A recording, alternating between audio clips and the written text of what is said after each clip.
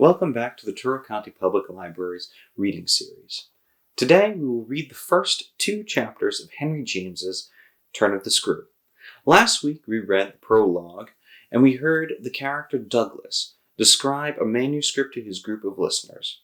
Per Douglas, the manuscript was written long ago by his sister's governess, and it concerns the unsettling events surrounding 2 of her former charges.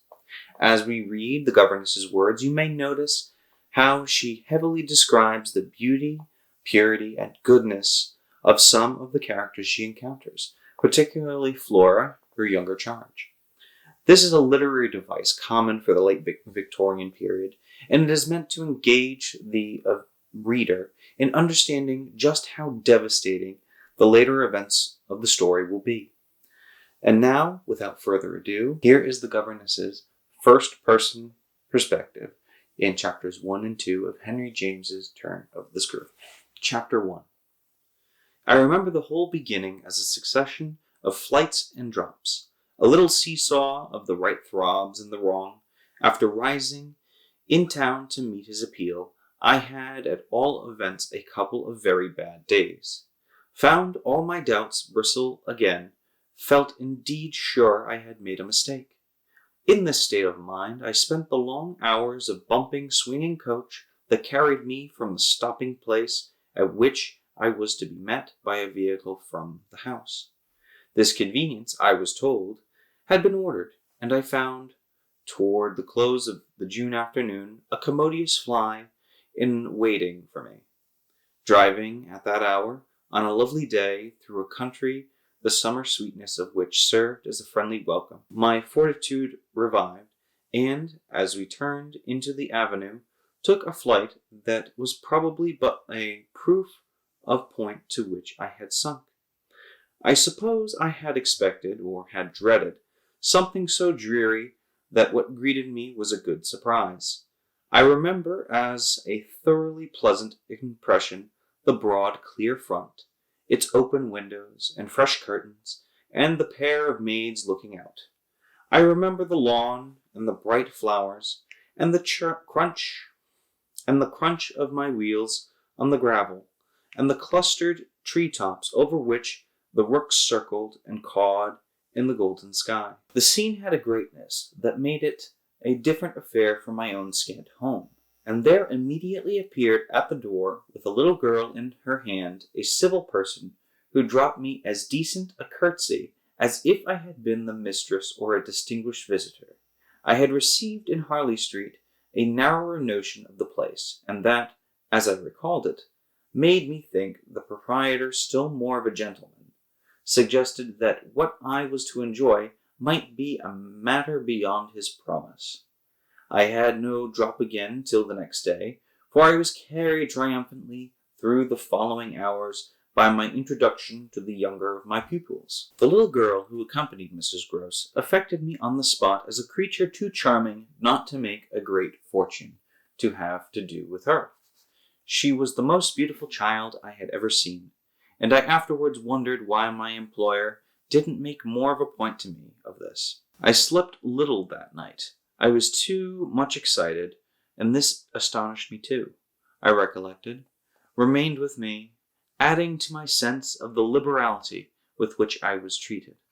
The large, impressive room, one of the best in the house, the great state bed, as I almost felt it, the figured full draperies, the long glasses in which, for the first time, I could see myself from head to foot, all struck me, like the wonderful appeal of my small charge, as so many things thrown in. I was thrown in as well, from the first moment that I should get on with Mrs. Gross, in a relationship over which, on my way, in the coach, I fear I had rather brooded.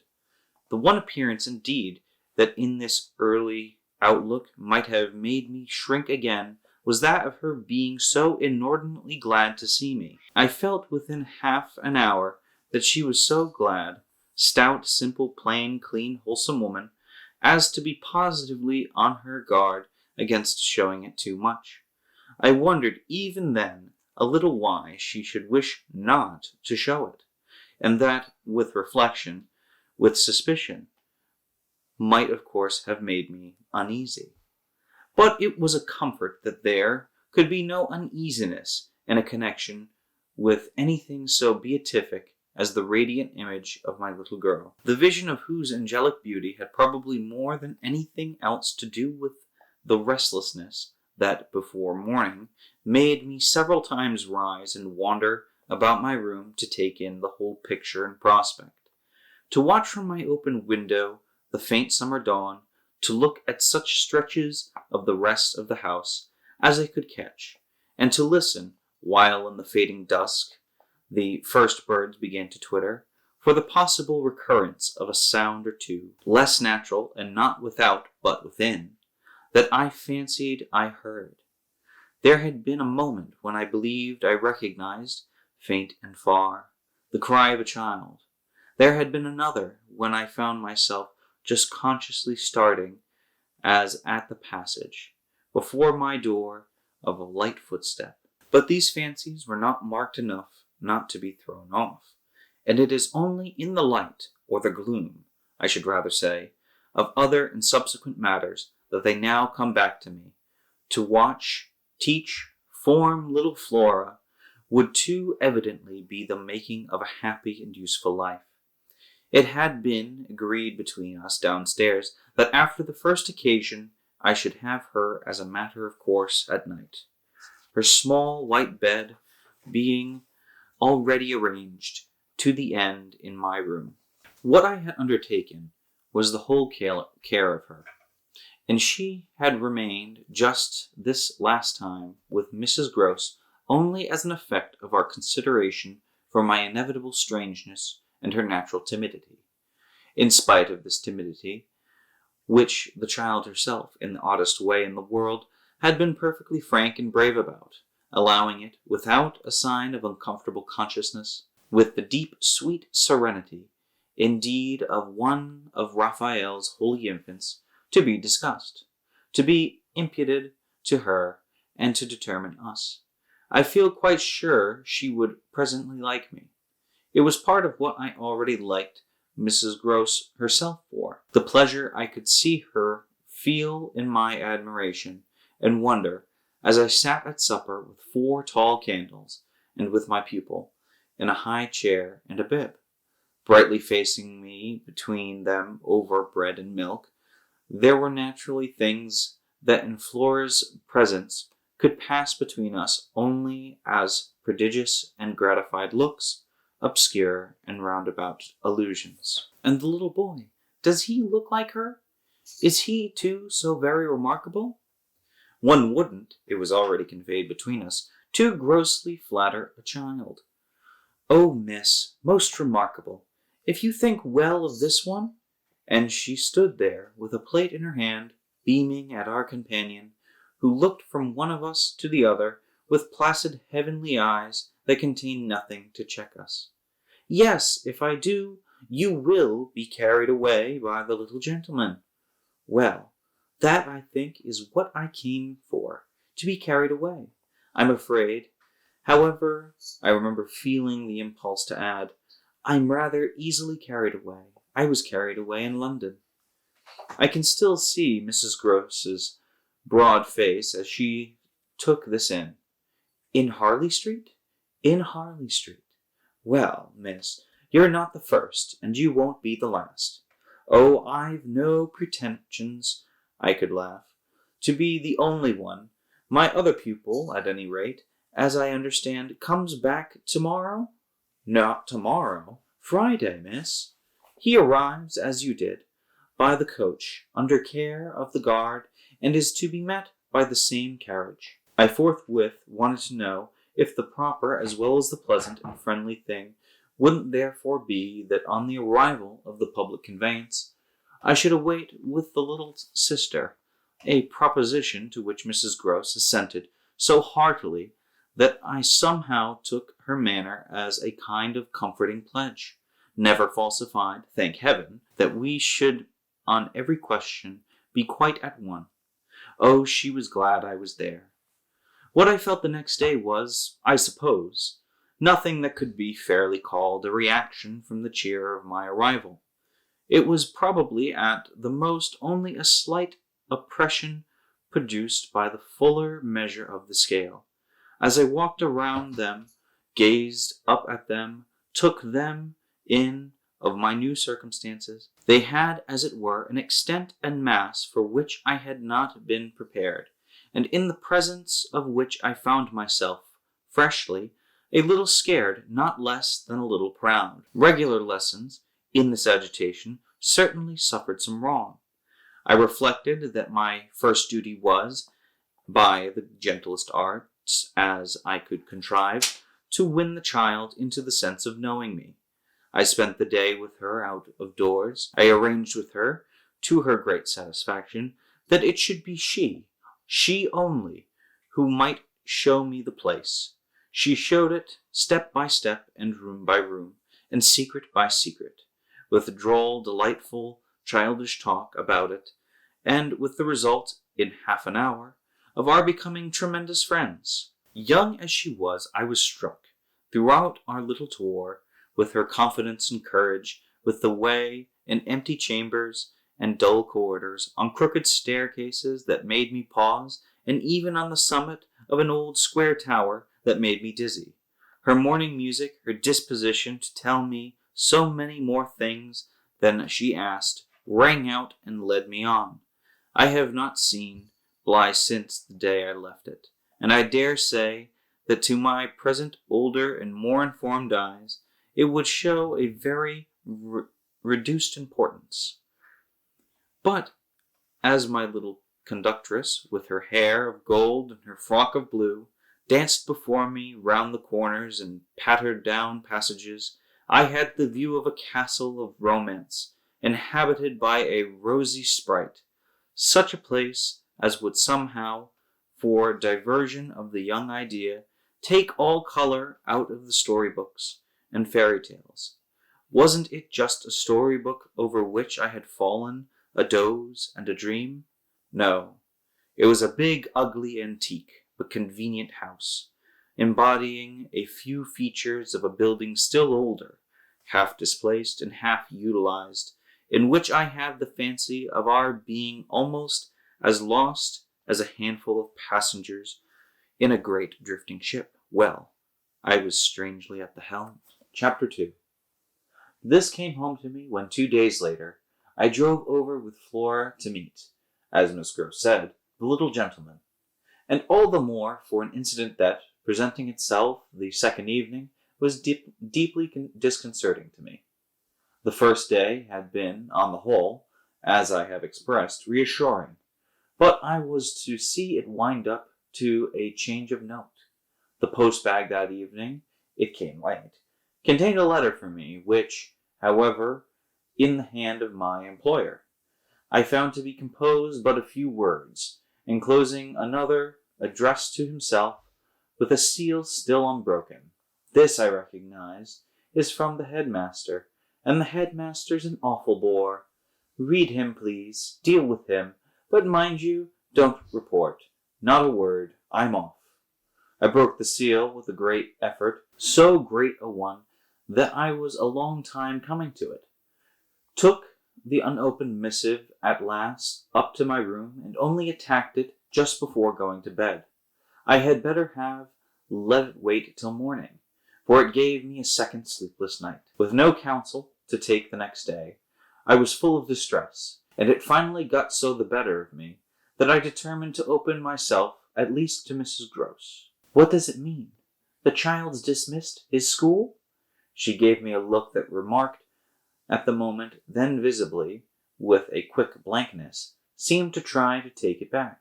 But aren't they all sent home? Yes, but only for the holidays. Miles may never go back at all. Consciously, under my attention, she reddened. They won't take him? They absolutely decline. At this she raised her eyes, which she had turned from me. I saw them fill with good tears. What has he done?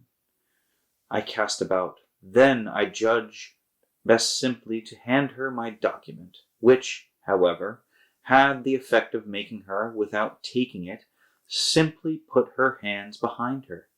She shook her head sadly. Such things are not for me, miss. My counselor couldn't read. I winced at my mistake, which I attenuated as I could, and opened the letter again to repeat it to her. Then, faltering in the act and folding up once more, I put it back in my pocket. Is he really bad? The tears were still in her eyes. Do the gentlemen say so? They go into no particulars. They simply express their regret that it should be impossible to keep him. That can have but one meaning. Mrs. Gross listened with dumb emotion. She forbore to ask me what this meaning might be, so that presently, to put the thing with some coherence and with the mere aid of her presence to my own mind, I went on, that he's an injury to the others?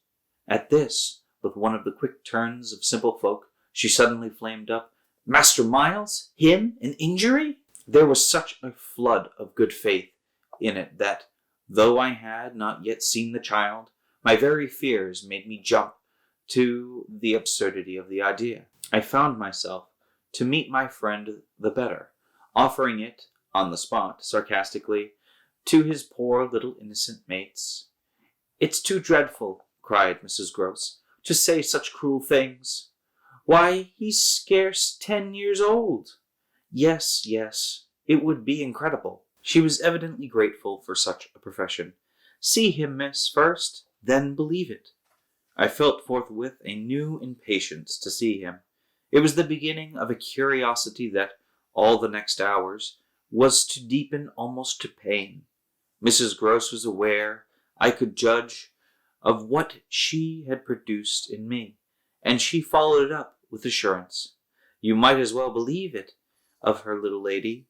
Bless her, she added the next moment. Look at her. I turned, and I saw that Flora, whom 10 minutes before I had established in the schoolroom with a sheet of white paper, a pencil, and a copy of nice round O's, now presented herself to view at the open door. She expressed in her little way an extraordinary detachment from disagreeable duties, looking at me, however, with a great childish delight that seemed to offer it as a mere result of the affection she had conceived for my person, which had rendered necessary that she should follow me. I needed nothing more than this to feel the full force of Mrs. Gross's comparison, and, catching my pupil in my arms, covered her with kisses in which there was a sob of atonement. None the less, the rest of the day, I watched for further occasion to approach my colleague, especially as, toward evening, I began to fancy she rather sought to avoid me. I overtook her, I remember, on the staircase. We went down together, and at the bottom I detained her, holding her there with a hand on her arm. I take what you said to me at noon as a declaration that you've never known him to be bad. She threw back her head. She had clearly by this time, and very honestly, adopted an attitude. Oh, never known him? I don't pretend that. I was upset again. Then you have known him?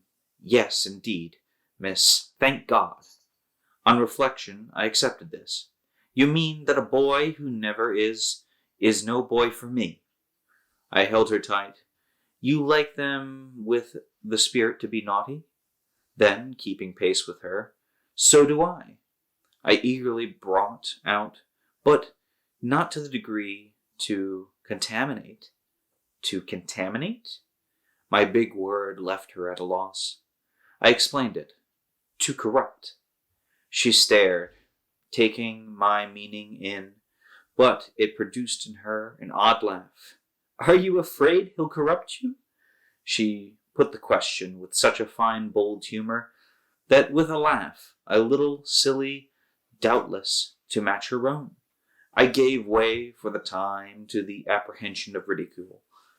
But the next day, as the hour for my drive approached, I cropped up in another place. What was the lady who was here before? The last governess? She was also young and pretty, almost as young and almost as pretty, miss, even as you.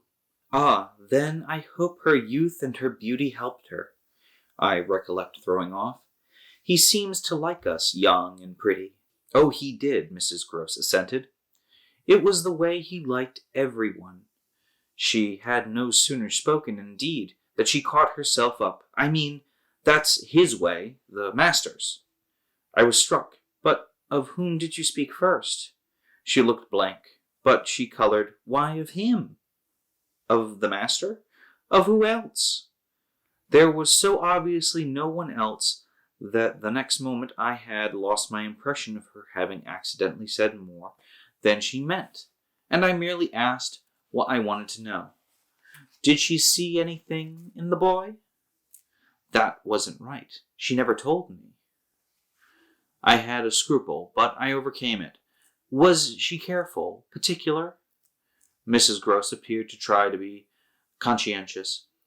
About some things, yes, but not about all. Again she considered. Well, miss, she's gone.